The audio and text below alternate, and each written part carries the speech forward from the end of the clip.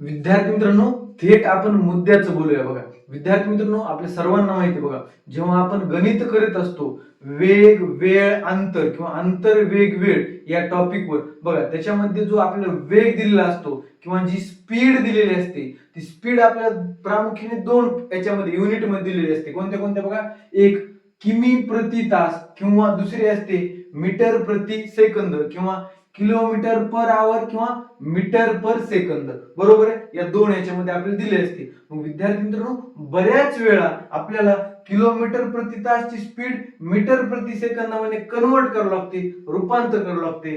तसंच उलट पण करावं लागतं, मीटर प्रति सेकंदची स्पीड किलोमीटर प्रति तास मध्ये कन्वर्ट करावं लागते. मग हे आपल्या सर्वांना माहित असतं की 5/18 न गुणायचं आणि इथं 18/5 न गुणायचं. मग विद्यार्थी मित्रांनो, एक तर बऱ्याच जणांना लक्षात राहत नाही कुठं 5/18 वापरायचं आणि कुठं 18/5 वापरायचं, आणि हे कुठून आले हे सुद्धा आपल्याला कळलं पाहिजे. म्हणजे कुठून आलं हे कळल्यावर हे लक्षात ठेवायचं खूप सोपं असतं. आणि त्याच्यासोबत आणखी आपण 4 गणित घेऊ, म्हणजे आपल्याला हे पॉइंट क्लिअर होऊन जाईल. बघा विद्यार्थी मित्रांनो, पहिल्यांदा आपल्याला गणितामध्ये जर आपली स्पीड किलोमीटर प्रति तास मध्ये दिली आणि जे अंतर असतं ते अंतर दिलं मीटर मध्ये किंवा टाइम दिला सेकंद मध्ये, तर आपल्याला ही जी स्पीड असते ती मीटर प्रति सेकंद मध्ये करावं लागते, तरच आपलं उत्तर बरोबर येतं. मग विद्यार्थी मित्रांनो, हे 5/18 कुठून आलं, कसं आलं तेच आपल्याला शिकायचं. बघा विद्यार्थी मित्रांनो, किलोमीटर प्रति तास याचं रूपांतर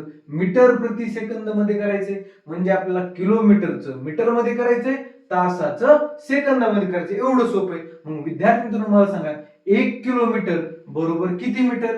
1 किलोमीटर बरोबर 1000 मीटर. बरोबर आहे का? 1 किलोमीटर बरोबर 1000 मीटर सर्वांना माहिती आहे. बघा वरचं केलं, अंतराला आपण कन्व्हर्जन केलं. पुन्हा तास, आता 1 तास म्हणजे किती सेकंद विद्यार्थी मित्रांनो? 1 तास म्हणजे किती सेकंद? बघा, एका तासात 60 मिनिटं असतात आणि प्रत्येक 60 मिनिटात 60 सेकंद असतात. म्हणजे बघा, ही 60 मिनिट गुणिले 60 सेकंद, म्हणजे आपल्याला एका तासामध्ये किती? 3600 सेकंद असतात. बरोबर, किती असतात? 3600 सेकंद. मग विद्यार्थी मित्रांनो, आता काटाकाटी करू आपण. बघा, हा शून्य कटला, हा शून्य कटला, हा शून्य कटला, हा शून्य कटला. आता बघा, 2×5 10 आणि खाली 2×3 6. आता राहिलं काय का? बघा, अंशामध्ये राहिलं 5, छेदामध्ये काय राहिलं? 3×18. मग बघा विद्यार्थी मित्रांनो, हा जो रेशो आला काय 5/18, हे आपल्याला कन्व्हर्जन करायला खूप मदत करतं. कसं? जर आपल्याला स्पीड किलोमीटर प्रति तास मध्ये दिली असेल आणि ती करायची असेल मीटर प्रति सेकंद मध्ये, तर या 5/18 न गुणायचं. का गुणायचं? त्यानं आपलं कन्व्हर्जन होऊन जातं. बरोबर आहे, हे कुठून आभाळातून आलेलं नाही, हा एक रेशो काढलाय किलोमीटर प्रति तास. बरोबर का? तसंच आता किलोमीटर प्रति तास मधून मीटर प्रति सेकंद मध्ये जायला 5/18, तर उलट जायचं. आता मीटर प्रति सेकंद पासून किलोमीटर प्रति तास, तर त्याला फक्त हा रेशो उलटा करायचा. इथं काय करणार विद्यार्थी मित्रांनो? 18/5. बघा सोपं आहे का नाही? आता तुम्ही म्हणता ना, आम्हाला कळालं हे कशामुळे आलेलं आहे. बरोबर आहे, लक्षात कसं ठेवायचं? बघा विद्यार्थी मित्रांनो, किलोमीटर मोठा असते का मीटर मोठा असते? कोणते युनिट मोठं असते? किलोमीटर मोठं असते. आणि छोटं कोण असते? मीटर असते. बरोबर का? मग विद्यार्थी मित्रांनो बघा, 5/18 आणि 18/5 या दोन गोष्टी आपल्याकडे. बरोबर, बघा मोठ्यातून कुठं जायचंय? छोट्याकडे. कुठं? मोठ्यातून जेव्हा छोट्याकडे जायचं असते तेव्हा छोटं वापरायचं. कोण आहे छोटं? 5/18. बघा, 5/18 आणि 18/5 याच्यामध्ये छोटं कोण असणार? 5/18 हा पूर्णांक असणार. बघा, मोठ्याकडून छोट्याकडे किंवा सोप्या ज्याच्यामध्ये कन्वर्ट करायचंय ते मोठं असलं तर मोठं वापरायचं, छोटं असलं तर छोटं वापरायचं. बघा, मीटर मोठं आहे का नाही? मीटर छोटे. मीटर काय आहे? छोट आहे. मग ही छोटा वापरायचा 5/18. जायचंय कुणात? किलोमीटर मध्ये, मोठं वापरायचं 18/5. बघा सोपं. डबल एकदा सांगतो हा, जर आपल्याला दिला असेल कशामध्ये? किलोमीटर मध्ये, जायचंय आपल्याला मीटर मध्ये. बघा, मोठ्यातून छोट्यात जायचंय, मग छोट्यानंच गुणायचं. काय असणार? 5/18 न गुणायचं. बरोबर. जर असं दिलं, मीटर प्रति सेकंद दिला आपला, त्याला समजून घे किलोमीटर प्रति तास आणि मीटर प्रति सेकंद असते. बरं का? याच्यामधून आपल्याला जायचे कशात?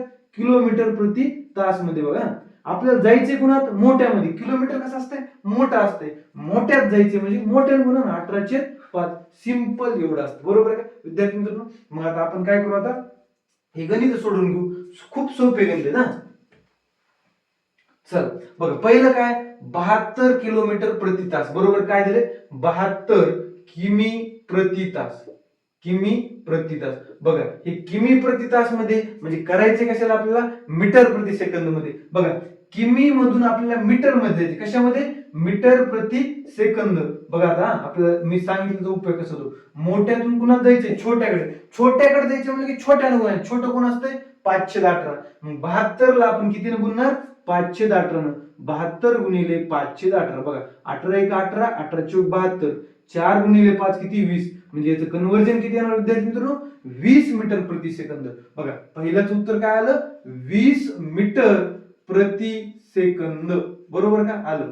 चला दुसरं करूया आता 90 किलोमीटर प्रति तास. काय 90 किलोमीटर प्रति तास. त्याच पद्धतीने बरं का काहीच वेगळं नाही. फक्त विचारायचं कन्व्हर्जन कुणामध्ये करायचे मोठ्यात करायचे का छोट्यामध्ये. मोठ्यात करायचं असेल तर 18/5 न करायचं आणि छोट्यामध्ये जायचं असलं तर 518 गुणायचं. बघा काय 90 किमी प्रति तास आहे. काय 90 किमी प्रति तास. विद्यार्थी मित्रांनो दिलंय 90 किमी प्रति तास.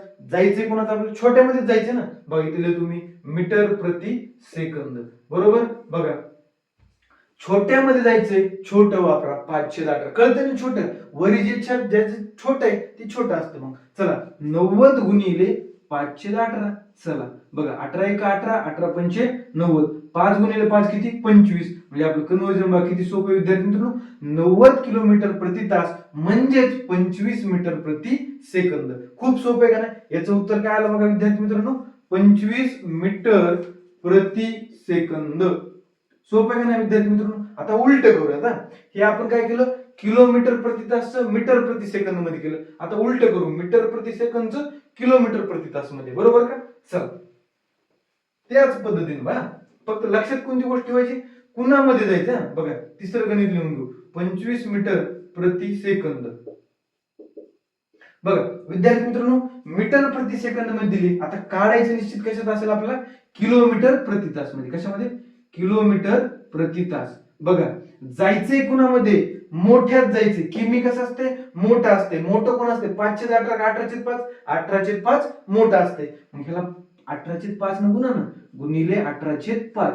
बघा 5 1 5 5 5 25 राहिलं काय बघा 18 गुणिले 5 18 पंचे 90 18 पंचे 90 किलोमीटर प्रति तास. 25 मीटर प्रति सेकंद म्हणजे काय आलं 90 किलोमीटर प्रति तास. बघा उत्तर लिहूया आपण काय 90 किलोमीटर प्रति तास किंवा किमी प्रति तास. बरोबर. बघा तिसरं पण गणित झालं. आता चौथं गणित करू. चौथं गणित काय म्हणतंय 20 मीटर प्रति सेकंद. काय 20 मीटर प्रति सेकंद. चला लिहून घ्या 20 मीटर प्रति सेकंद. काय 20 मीटर प्रति सेकंद.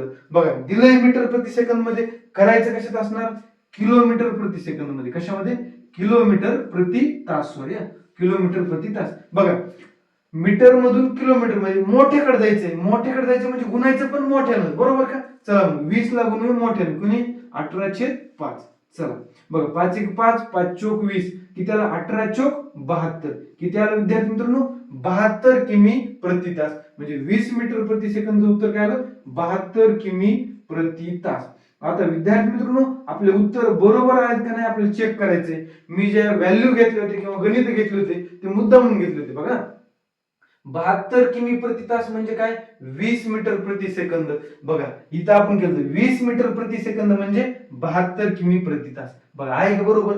पहिलं आणि चौथं सेमच आहे मुद्दाम व्हॅल्यू घेतलेलं आहे. तसं दुसरं बघा 90 किमी प्रति तास म्हणजेच 25 मीटर प्रति सेकंद आणि 25 मीटर प्रति सेकंद म्हणजेच 90 किमी प्रति तास. बघा आपल्याला कळालंय. मग लक्षात काय ठेवायचं या व्हिडिओ मध्ये बघा ज्याच्याकडे जायचंय जर लहान्याकडे जायचं असलं तर लहान्यानं गुणायचं. लहान कळतं तुम्हाला 5 आहे 5/18 आणि 18/5 मध्ये जे अंशामध्ये मोठं असतं ते मोठं म्हणायचं. बघा किती हे 18 मोठं का नाही मग हे मोठं झालं आणि 5 छोटं आहे म्हणजे हे छोटं झालं.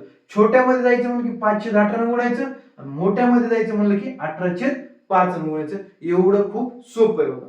धन्यवाद.